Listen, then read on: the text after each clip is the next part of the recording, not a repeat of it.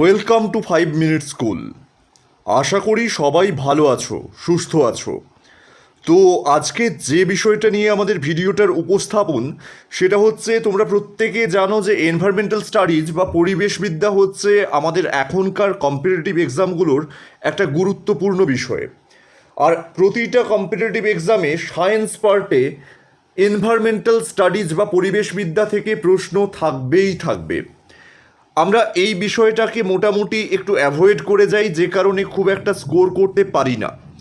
তো আমরা এই সিরিজটাতে পরিবেশবিদ্যা নিয়ে বেশ কিছু গুরুত্বপূর্ণ প্রশ্ন আলোচনা করব। আজকের এই ভিডিওতে পরিবেশবিদ্যার বেশ কিছু কারেন্ট অ্যাফেয়ার্স নিয়ে আলোচনা করব। তো বেশি কথা না বলে ভিডিওটা চলো শুরু করা যাক। তো ভিডিও শুরু করার আগে একটা ছোট্ট রিকোয়েস্ট আছে তোমাদের কাছে, যদি আমাদের ভিডিওটা ভালো লাগে অবশ্যই একটা লাইক করো, কারণ তোমাদের একটা লাইক আমাদের নতুন নতুন ভিডিও করার অনুপ্রেরণা দেয়। আর যারা এখনও আমাদের চ্যানেলটা সাবস্ক্রাইব করনি, প্লিজ সাবস্ক্রাইব করে পাশে থাকা বেল আইকনটি প্রেস করে দিও, যাতে পরবর্তী ভিডিওগুলোর নোটিফিকেশান সবার আগে পেতে পারো। চলো শুরু করা যাক আজকের video. The first question is Fozda, a female black rhino, believed to be the world's oldest rhino, had recently died in Tanzanian conservation area. What is the IUCN status of the black rhinos? আমি আবার বলছি, Fozda, a female black rhino, believed to be the world's oldest rhino, had recently died in the Tanzanian conservation area. What is the IUCN status of the black rhinos? অর্থাৎ এই বিশেষ প্রজাতির যে কালো গন্ডারগুলো আছে তাদের IUCN স্টেটাস কি? এখানে মনে রাখবে, ব্ল্যাক রাইনোদের IUCN স্টেটাস হচ্ছে critically endangered. Critically endangered. The next question is, which state is going to observe no vehicle day on the first day of every month in 2020?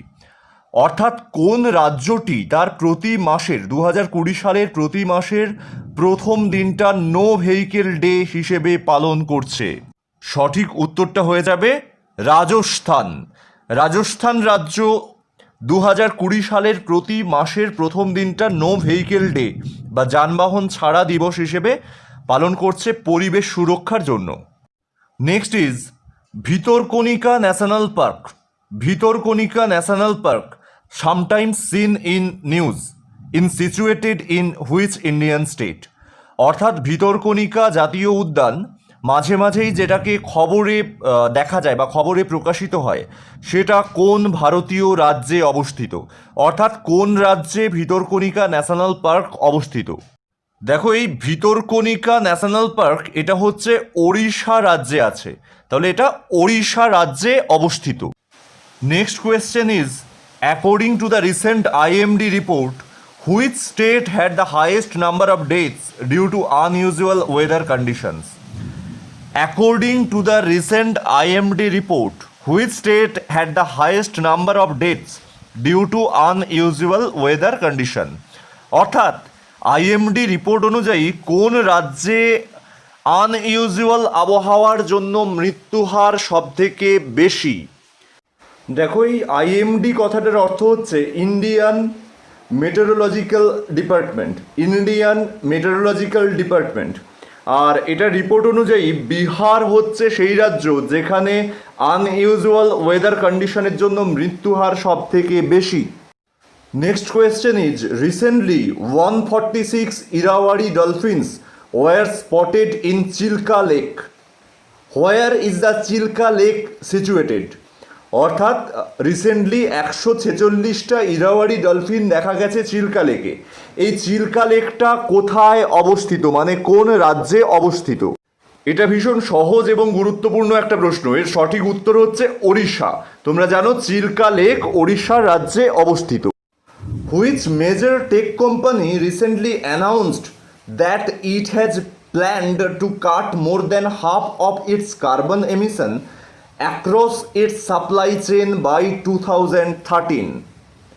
অর্থাৎ কোন বড় টেকনোলজি কোম্পানি রিসেন্টলি অ্যানাউন্স করেছে যে এর যা carbon emission হয় তার অর্ধেক এরা 2030-এর মধ্যে কমিয়ে ফেলবে।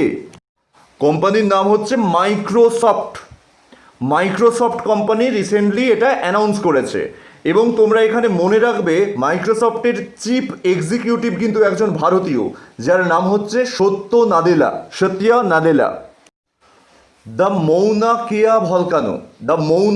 ভলকানো, তোমরা প্রত্যেকে এটার নাম শুনেছ। Which was seen in news regarding the 30-meter telescope. Mauna Kea volcano, which was seen in news regarding the 30-meter telescope, that is TMT, is situated in which country? অর্থাৎ মৌনা কিয়া ভলকানো বা আগ্নেয়গিরি, যেটা 30-মিটার টেলিস্কোপের জন্য বিখ্যাত, রিসেন্টলি নিউজে দেখা গেছিল, সেটা কোন দেশে অবস্থিত? সঠিক উত্তর হচ্ছে হাওয়াই। এটা হাওয়াইতে অবস্থিত। The next question is very simple. What is India's rank in Carbon Disclosure Project? That is CDP. CDP এর ফুল ফর্ম হচ্ছে Carbon Disclosure Project. And India's rank is 5th. ইন্ডিয়ার র্যাঙ্ক হচ্ছে 5 বা পঞ্চম। পরের প্রশ্নটা হচ্ছে the Supreme Court of India recently permitted to introduce which animal to Indian habitat from Namibia. অর্থাৎ ভারতের সুপ্রিম কোর্ট রিসেন্টলি কোন প্রাণীটিকে নামিবিয়া থেকে ভারতে আনার জন্য অনুমতি প্রদান করেছেন? তোমরা প্রত্যেকেই জানো এটা হচ্ছে African cheetah. Then how many wetlands in India were recently added to the Ramsar site list. অর্থাৎ ভারতের কতগুলি জলভূমিকে রিসেন্টলি রামসার সাইট লিস্টের অন্তর্ভুক্ত করা হয়েছে, মানে রামসার সাইটের যে তালিকা তার অন্তর্ভুক্ত করা হয়েছে। রিসেন্টলি 10টি জলভূমিকে রামসার সাইট হিসেবে চিহ্নিত করা হয়েছে। Kamya Karthikeyan of Mumbai recently became the youngest girl in the world to summit Mount Aconcagua. Mount Aconcagua is the highest peak of South America, located in which country? Kamya Karthikeyan, মুম্বাইয়ের এই মেয়েটি রিসেন্টলি সবথেকে কম বয়সী মেয়ে হিসেবে মাউন্ট অ্যাকনকাগুয়াতে পদার্পণ করেছে। এই মাউন্ট অ্যাকনকাগুয়া হচ্ছে সাউথ আমেরিকার সর্বোচ্চ শৃঙ্গ। এবার প্রশ্ন হচ্ছে এই মাউন্ট অ্যাকনকাগুয়া কোন দেশে অবস্থিত? এটার উত্তর হয়ে যাবে আর্জেন্টিনা। এই মাউন্ট অ্যাকনকাগুয়া এটা হচ্ছে আর্জেন্টিনাতে অবস্থিত। The next question is which bird is named the mascot of UN convention of conservation of migratory species. Which bird is named the mascot of UN convention of conservation of migratory species? And the right answer is great Indian bastard. Great Indian bastard. দেখো পরের প্রশ্নটা হচ্ছে the Kaveri delta region which is said to be declared a protected special agriculture zone is located in which state? অর্থাৎ কাবেরী বদ্বীপ উপত্যকা কাবেরী বদ্বীপ অঞ্চল, যেটাকে একটা স্পেশাল এগ্রিকালচার জোন হিসেবে ঘোষণা করা হয়েছে, সেটা কোন রাজ্যে অবস্থিত?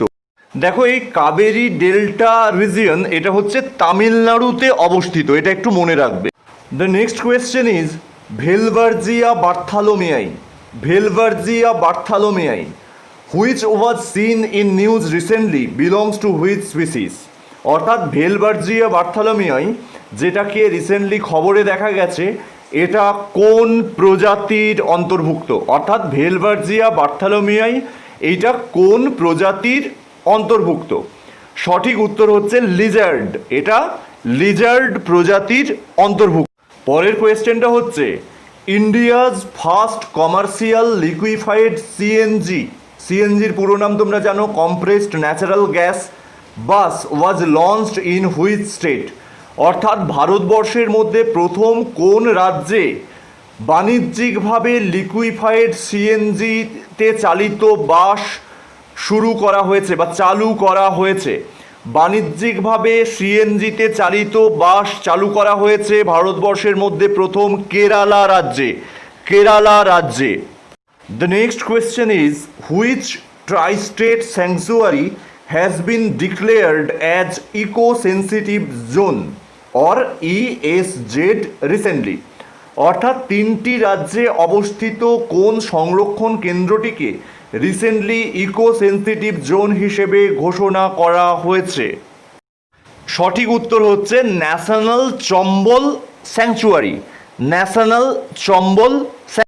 The study of the fossil of a fish is called Elpistostage watsoni, revealed the evolutionary origin of which part of human body?